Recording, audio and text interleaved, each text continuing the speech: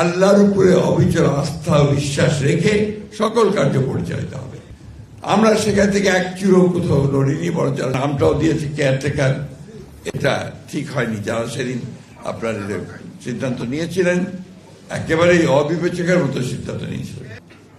পুরস্কৃত সম্মান দেখানোর জন্য তিনি সংবিধানের মধ্যে বিসমিল্লাহির রহমানির রহিম সংযোজন করলেন, তাই না? এবং আল্লাহর উপরে অবিচল আস্থা ও বিশ্বাস রেখে সকল কার্য পরিচালিত হবে। আমরা সেখান থেকে এক চুরো কোথাও লড়িনি, বরং যারা সমৃদ্ধ করবার। আপনারা বলেছেন যে আমাদের দেশনেত্রী বেগম খালেদা জিয়া তিনি এই স্কিম শুরু করেছিলেন, তাই না? মসজিদ ভিত্তিক আপনার শিক্ষা দেওয়ার জন্য।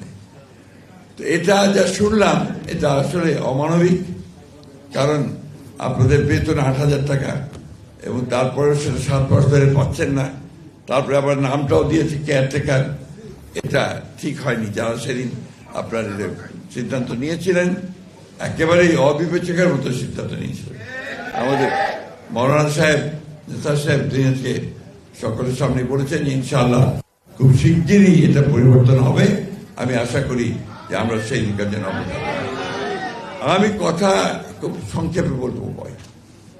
হচ্ছে যে এখন আমরা জানি যে একটা 15-16 বছরের একটা ভয়াবহ দানবীয় একটা শাসন, সেখান থেকে বেরিয়ে এসে আমরা অনেক ত্যাগের বিনিময়ে আপনাদের আলেম ওলামা অনেকে মারা গেছেন, জেল খেটেছেন, ফাঁসি হয়েছে, জঙ্গি চিহ্নিত করে বছরের পর বছর জেলে থাকতে হয়েছে। আমরা যারা গণতন্ত্রের জন্য সংগ্রাম করেছি আমাদেরকে একই পরিণতি ভোগ করতে হবে। আজকে দেশে কিন্তু পরিবর্তন হচ্ছে। প্রধান উপদেষ্টা বলেছেন নির্বাচন হবে এবং সেটা ফেব্রুয়ারিতে নির্বাচন হবে। এবং এই নির্বাচনের জন্য তার আগে আমরা দেখেছেন সংস্কার কমিশন করা হয়েছিল। তো সংস্কার কমিশন খুব বড় বড় পণ্ডিতরা দেশে এসছে, বিদেশ থেকেও এসছে, তারা বহু 9 মাস ধরে তারা আলাপ আলোচনা করেছে, অনেক সংস্কারের কথা বলেছে। সব শেষে যেটা বলেছে ওটা আমরা বুঝি না ঠিক মতো। দেশের মানুষ অনেকেই বুঝতে পারে না কি যে আপনার পিয়ার কয়জন বোঝে বলেন? আপনারা তো সাধারণ মানুষের সঙ্গে চলাফেরা করা। ইংরেজি শব্দ হচ্ছে প্রপোর্শনেট রিপ্রেজেন্টেশন। আমি ঠিক মতো বুঝতে কষ্ট হয়, বাংলাতে আরো কঠিন, আনুপাতিক প্রতিনিধিত্ব।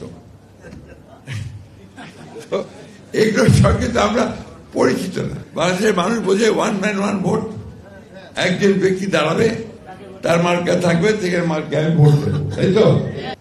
4টা প্রশ্ন একটা গণভোটের ব্যালটে, এটা মানুষ কিছু এখন পর্যন্ত বুঝতেই পারছে না, কেউ বুঝতে পারছে না, শেষ দিন পর্যন্ত বুঝতেও পারবে না। দেখবেন শেষ দিন পর্যন্ত কেউ বুঝতেও পারবে না। একটা রাজনৈতিক দল সমানে চিৎকার করছে পিআর দিতে হবে, পিআর দিতে হবে, পিআর না হলে নির্বাচন হবে না। অনেক হুঙ্কার টুঙ্কার হয়েছে, তাই না? এখন আবার সুর নরম হয়ে গেছে। এখন দেখা যাচ্ছে নির্বাচনের জন্য সব চতুর্দিকে ডাকদৌড় চলছে, তাই তো? এই জিনিসগুলো ঠিক না। মানুষকে যেটা বলবেন সেটা সঠিকভাবে যাওয়া উচিত, কিন্তু মানুষকে বোকা বানিয়ে ভুল পথে পরিচালিত করা আমার মনে হয় না। আপনারা সবাই আলেমুলেমারা আছেন, এটা ইসলাম আমাদেরকে কোথাও বলেছে, এটা আমার জানা নাই।